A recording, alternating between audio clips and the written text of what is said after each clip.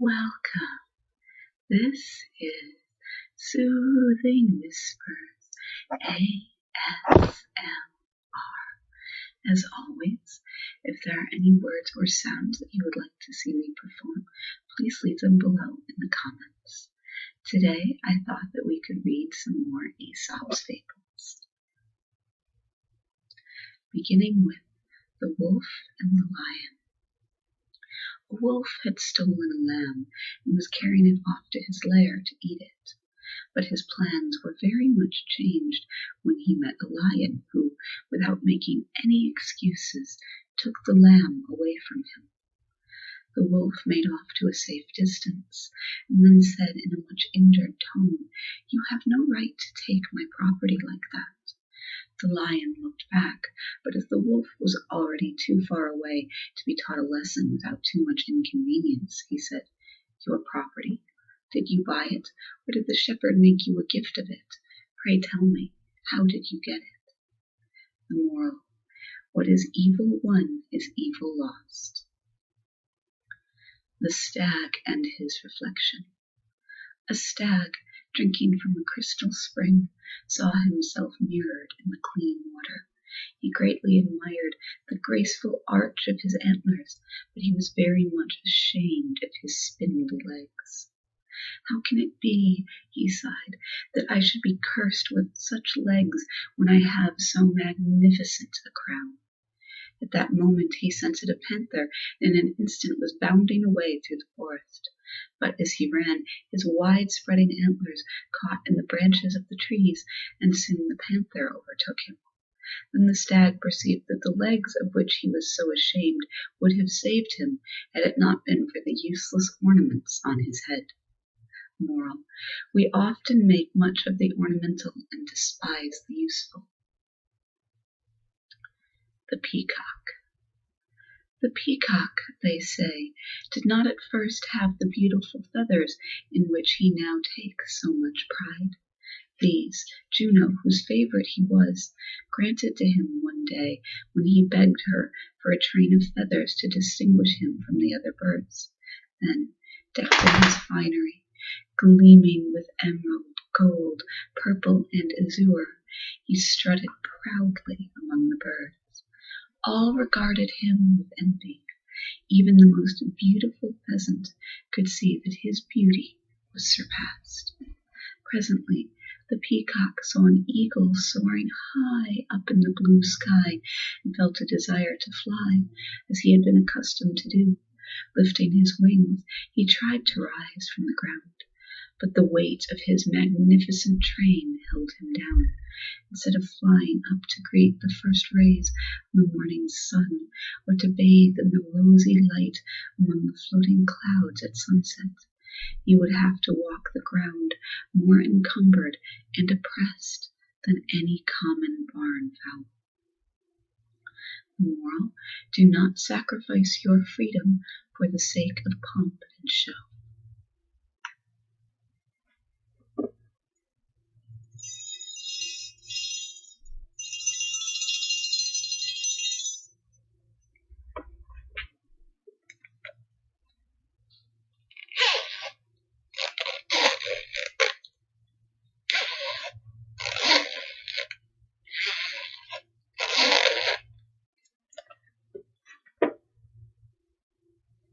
Next up is The Mice and the Weasels.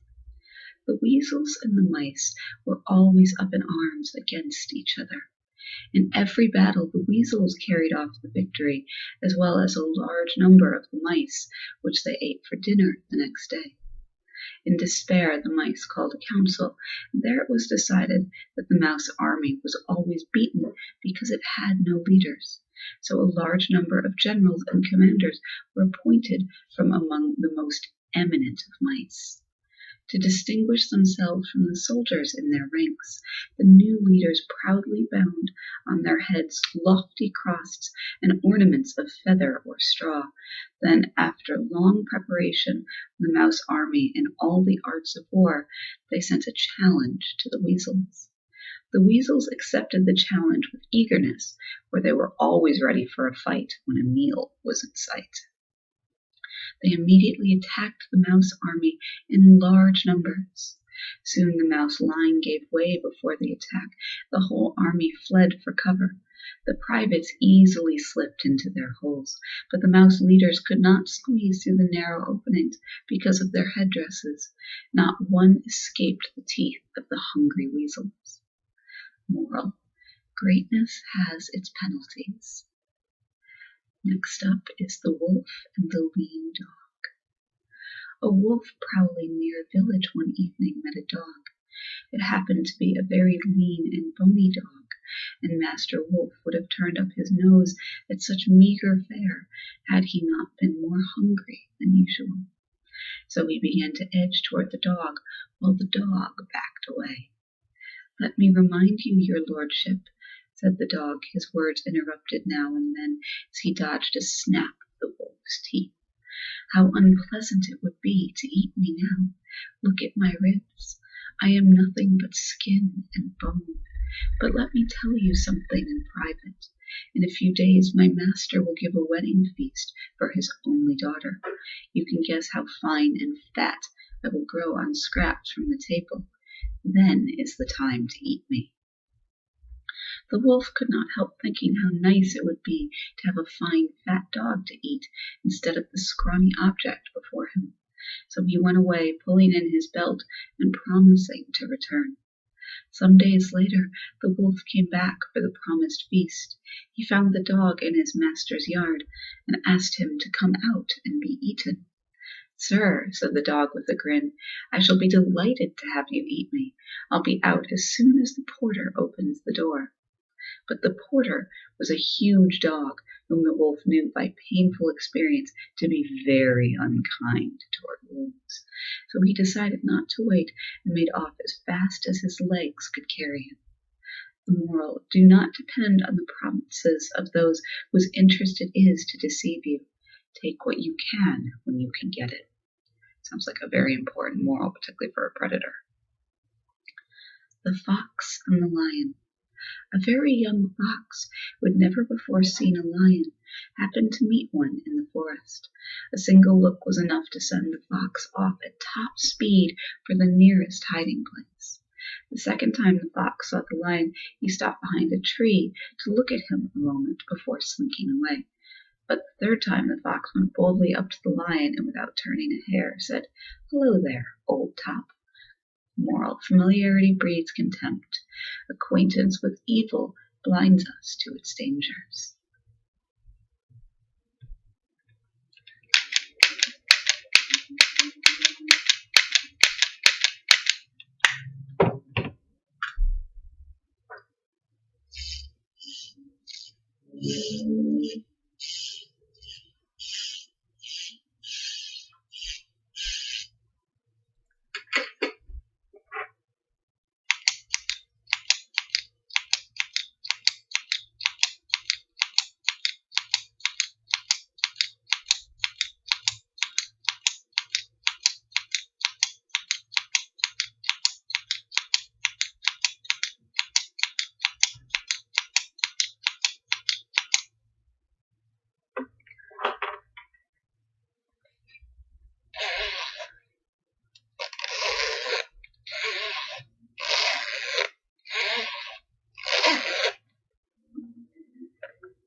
Let's see.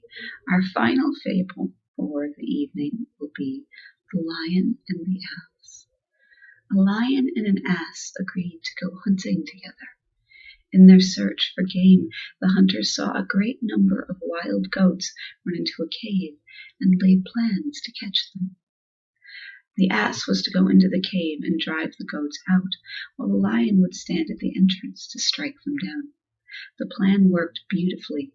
The ass made such a frightful din in the cave, kicking and braying with all his might, that the goats came running out in a panic of fear, only to fall victim to the lion.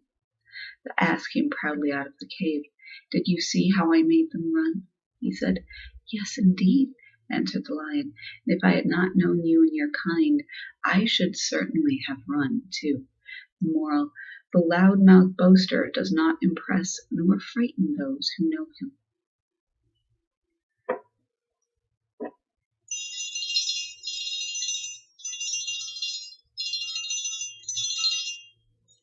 And with that, as always, I wish you all a very pleasant night and very sweet dreams.